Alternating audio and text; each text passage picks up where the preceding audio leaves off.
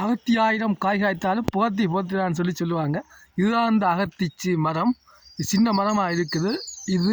இதோட பூ, இந்த பூ எவ்வளோ பெருசாக வந்துருக்கிற பார்த்தீங்கன்னா இது அந்த பூ. இது அந்த மொட்டுக்கள். இது 1000 காய் காய்க்கும். நல்லா காய்க்கக்கூடியது. அதனால் வேகமாக வளரக்கூடியதான் இந்த அகத்தி மரம்.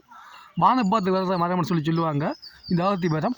ஆனால் இதை வீட்டுக்குள்ளே வைக்க மாட்டாங்க, வீட்டுக்கு வெளியில் தான் வைப்பாங்க. சில பேர் இது அகத்தியாயிரம் காயாத்தால் போத்தி தான் என்று சொல்லுவ தத்துவத்தை சில பேர் சொல்லுவார்கள். தமிழ்நாட்டில் சொல்லுவார்கள்.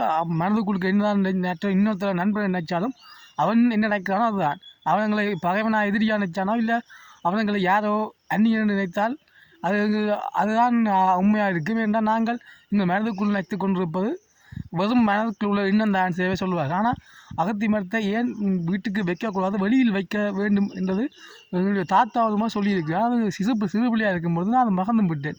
இதே போல் தான் பல விடயங்கள் நமது முன்னோர்கள் பல விடயங்களை சொல்லியிருப்பார்கள். அவர்களுக்கு தெரிந்திருக்கும். அவற்றை நாங்கள் காலப்போக்கில் நாங்கள் அதை மறந்து விடுகின்றோம். இதுபோல் இப்போ ஏன் நமது வயது மூத்தவர்கள்ட்ட செல்வனை பற்றி கேட்டால் அவர்களுக்கு தெரியும். ஆனால் இந்த சில விஷயங்கள் சில விடயங்கள் நம்ம நாட்டு நடப்புகள் இந்த இயற்கை சம்பந்தமான பல விடயங்கள் அவர்களுக்கு தெரியும். ஆனால் நாங்கள் அதை தெரிந்து கொள்ள வேண்டும். நன்றி நண்பர்களே.